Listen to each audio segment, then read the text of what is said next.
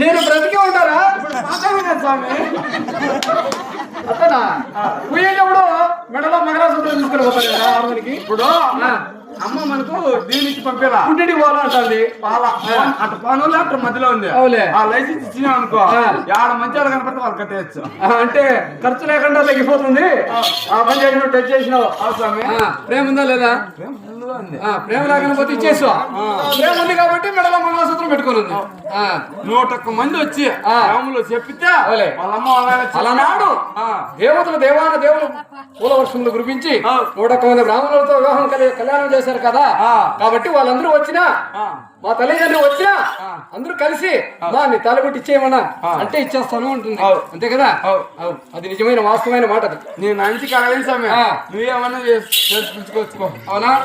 అంటే మంచి మాటలతో మామిడి పళ్ళు రాలవు, రాదు. చిత్తులు మాటలు చింతకాయలు రాలవు. ఏడొచ్చు రాతయ్యా రాయి తీసుకొని అంటే కొత్త రాదు. దేవునికైనా దెబ్బే గురువు.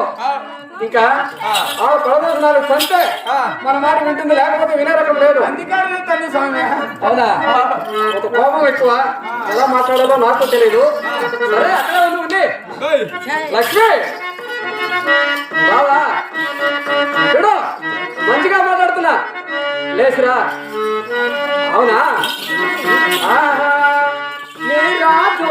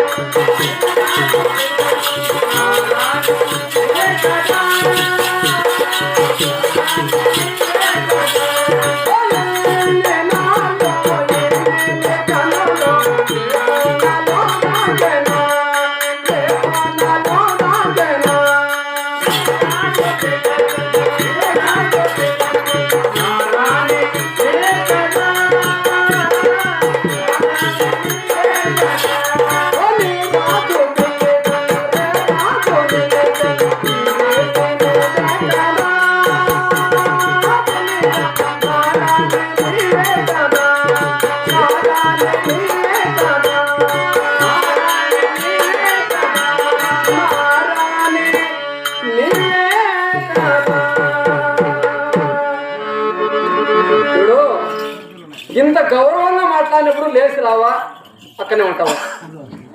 ఇంతమంది భక్తులు ఎదుగా గౌరవంగా నా రాని నేను చూస్తే కూడా రావా? ఆహా, నీకు ఈరోజు ఏదో చెడ్డకాలం ఉన్నట్టుంది, అడిగి కూర్చున్నావు, అక్కడే ఉండు అని కూర్చున్నావు కదా. వస్తున్నా